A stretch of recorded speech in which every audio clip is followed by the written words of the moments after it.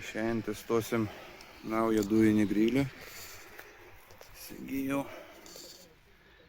Campingaz 2100 modelis. Savadarbis staliukas. Pažiūrėsim, kaip jis tarnaus, netarnaus. Nu ir pabandysiu picą paruošti. Toks testinis pasijungimas, kaip sakyt, pabandymas. Tai va, trumpą apžvalgą padarysim. Kodėl pasirinkau būtent šitą, nes jisai yra 2 komfortų degiklių. Tai va, kaip iš vidaus atrodo. Čia viena pusė, čia antra. Automatinis tas piezo degimas. Taip, kodėl šitą pasirinkau, nes buvo pasiūlymas, aišku, didelis, norėjau iš pradžių mažesnį imti, bet paskui peržiūrėjau daug visokiausių video. Kaip sakyt, privalumas šito, kad vienu momentu galima gaminti, paruošti kaip mėsa, taip ir daržovės, o jiems, kaip sakyt, kaip žinome, reikalinga skirtinga temperatūra. Ir taip toliau. Dar privalumas šito, labai lengvai išimamos tos sienelės. Jas lengvai galima išplauti. Pas kitus grilius mačiau, ten dalinasi hebra, kaip sakyt, tai kas folgą apklijuoja, ten visokiaisis. Kaip sakyt, čia va irgi tas padėklas išimamas, lengvai išplaunamas. Nu tai kol kas taip atrodo. Pažiūrėsim, kaip jis tarnaus ir kas gausis.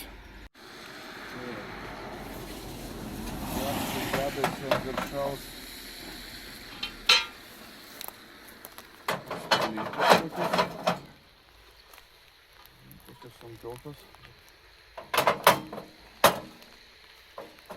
Va. Čia atviras ugnis, čia uždaras. Galima šitą pusę apversti. Tai pavyzdžiui, nors ten kiaušinienį paruošti. Ar blinelius kokius. Čia irgi išimama. Tai galima ar podą kokią pastatyti.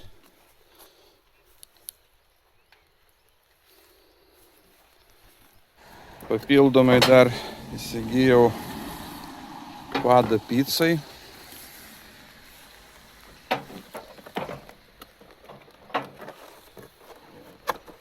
Šiandien kaip tik picą ir gaminsiu. Pabandymas. Tai čia pjauti.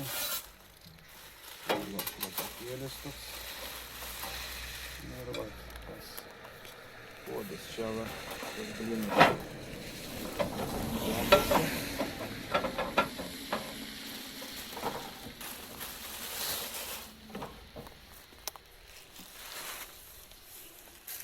Ir va, galima ruošti.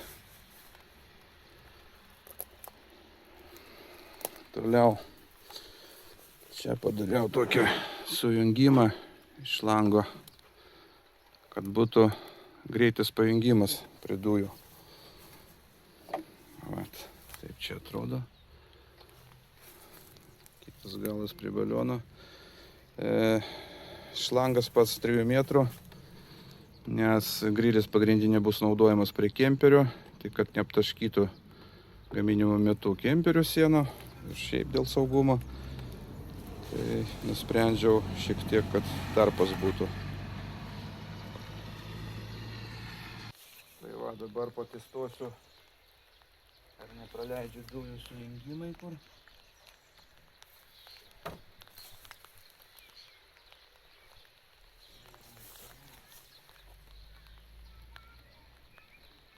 Viskas gerai. Galima startuoti.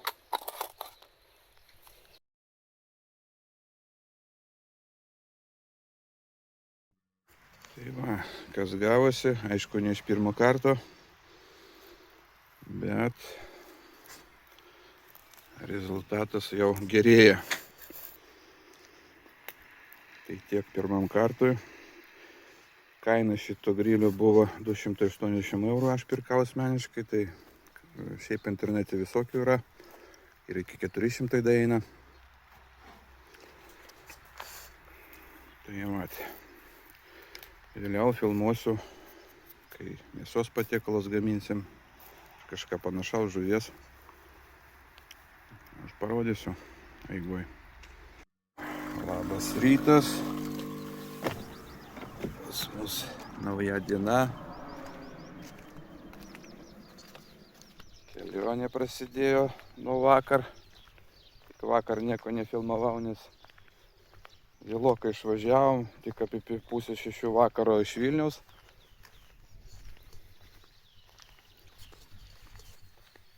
Tai va, atvažiavom prie Belostoko šito aikštelį. Sustojom nakvynį apie pusę 11 čia buvom. Kas žiūrėjo anksčiau mus, tai turbūt žino jau šitą aikštelį, jau prisiminė.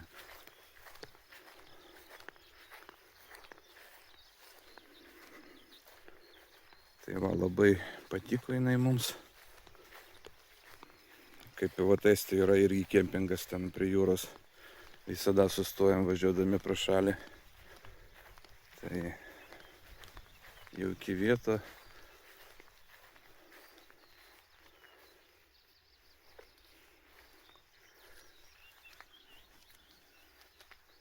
Šiais metais žiūrėjau, čia trūksta tvoros, anksčiau buvo.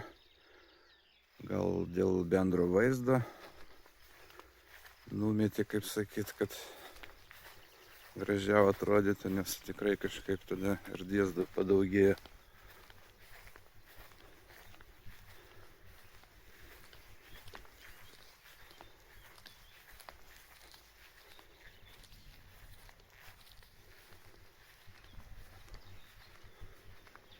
Vakar, kai atvažiavom, tai jaunimas čia tusinasi, gal 18-mečiai.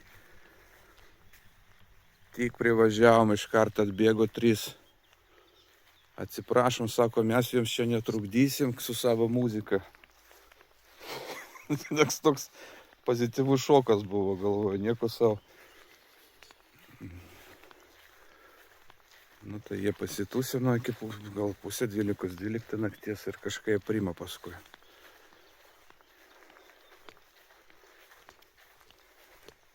Tai čia va tokia tarpinė stotelė tarp tų regionalinių parkų. Kas su dviračiais keliauja, kas pėsčiom. Ir dabar ant pauzės žmonės sustoja.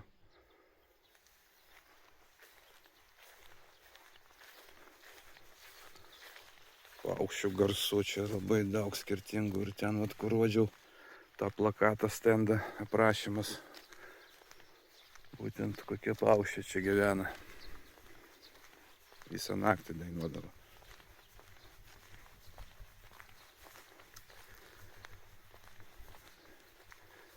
Tai va, dabar dar šiek tiek pastovėsim, kavos atsigersim ir judėsim toliau ten link Varšuvos ir už Varšuvos.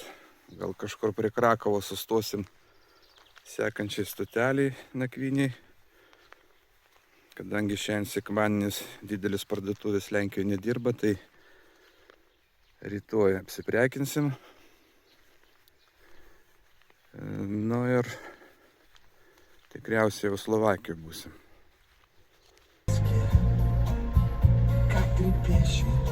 Guli sau ir važiuoji. Nu ir mes judame jau.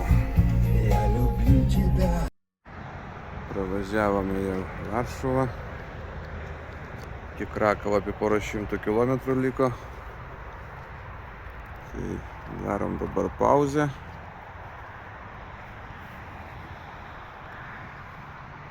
Ir dar kažkur valandykį pavažiuosim. Planuojam ten vieną kempingą įvažiuoti nakvyniai.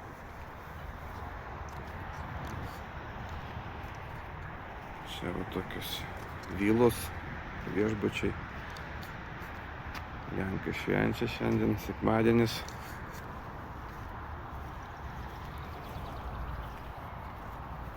Čia va žuvytis tokios plaukia. Raudonos visokios.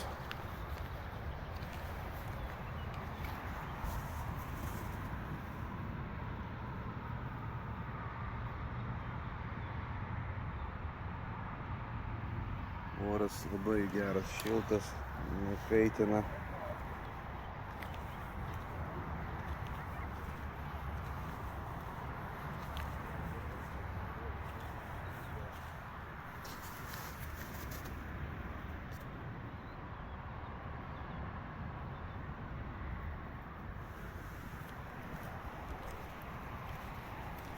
Kuo toliau, tuo arčiau vasaros.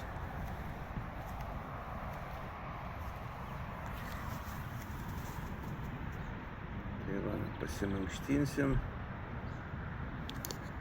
ir dar šiek tiek pajudėsim.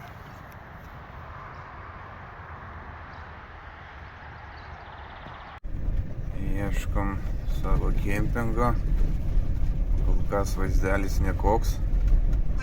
Поверните направо. Kaip sodų bendrija atrodo kažkokia.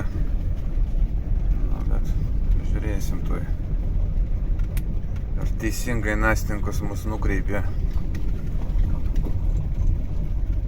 Nes dabar abi kalba, kad dešinį viskas tvarkoj, būnagi kas ginčiasi.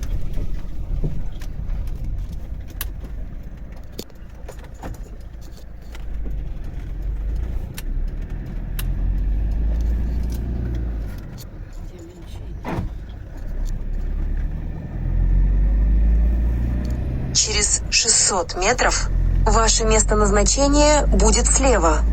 Pažiūrėsim, kas ten slėva bus.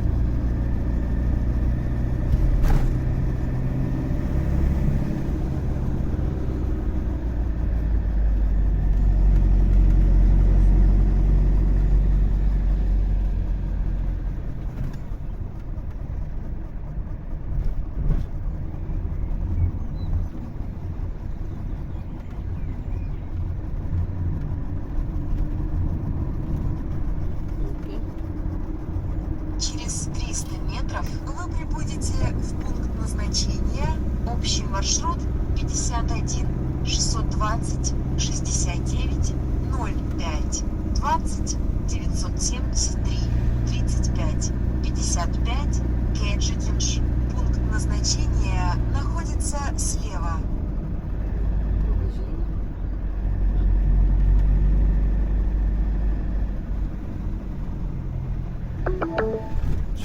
Ваше место назначения находится слева. Пункт назначения. Общий маршрут 51 620 69 05 20 Lygtyčianis buvo kažkas apie baidarės paminėta. 55 Кеджидинш. Пункт назначения находится слева. Va, štai radom tą kempingą.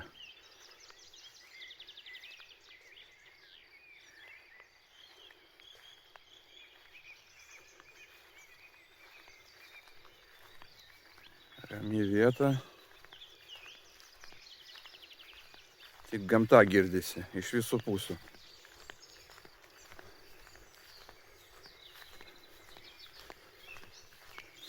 Čia galima pavalgyti, pagrilinti.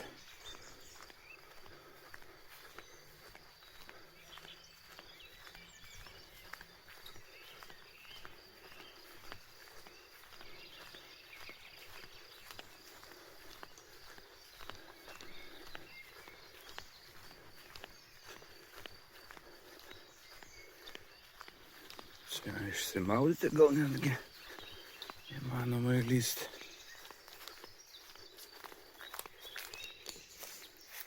Numoja čia baidarės.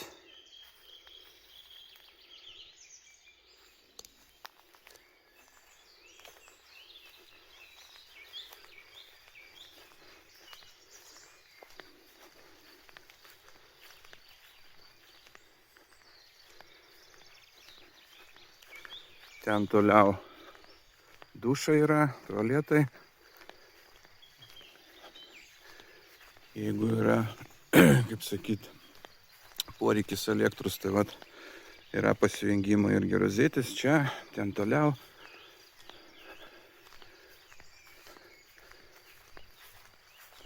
Vienu žodžiu, mums be elektros čia, be jokių pajungimų, kaina išėjo 12 eurų vienai parai.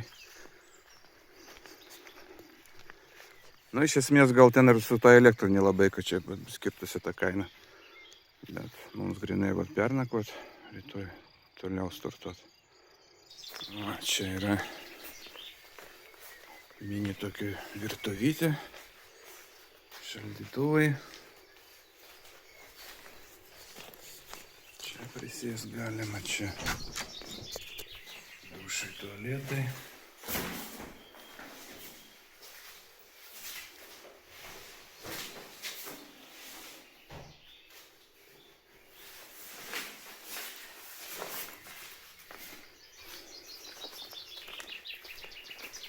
Dar vienas.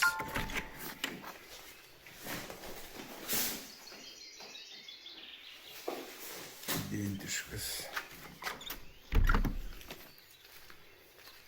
Šis sandėliukas. Va, ir iškart. Kemperį čia stovi. O paukštis duodasi. Gera meditacija bus.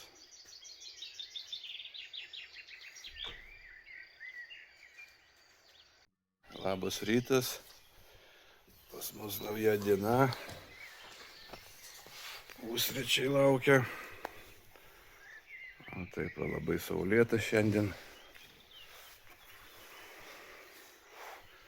Puikiai aplinka. Paukštis toliau dainuoja. Labai patiko šitą vietą. Dar šiek tiek pabūsim čia ir judėsim į parduotuvę apsiprekinti. Dar į Dekatloną užvažiuosim. Šalmą reikia nusipirkti dviratininko, nes yra pas mus pagalbininkas dar vienas. Tai va. Nu ir į Slovakiją šiandien planuojame važiuoti jau. Tai irgi reikia vinėti, nusipirkti už kelius. Tai vėliau nufilmuosiu, kur būsim, ką veiksim. Važiavome į Dekatloną.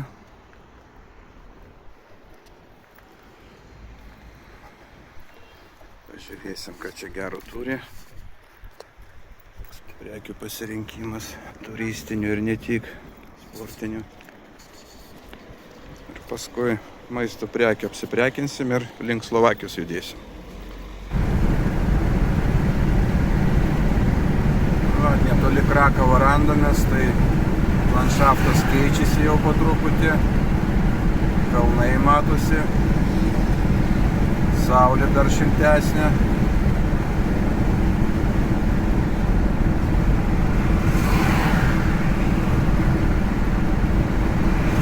Toliau.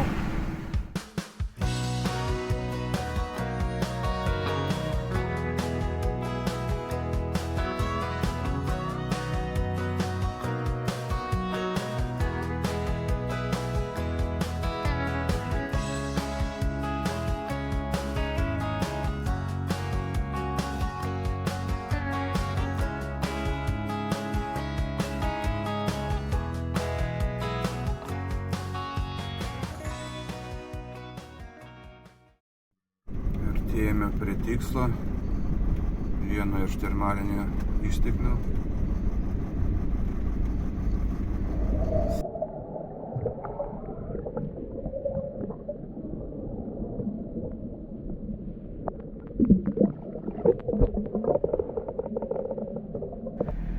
Mes jau prie Balatono, Vengrija. Ieškam savo vietos kempinge. Kažkadais jau čia buvom, labai patiko.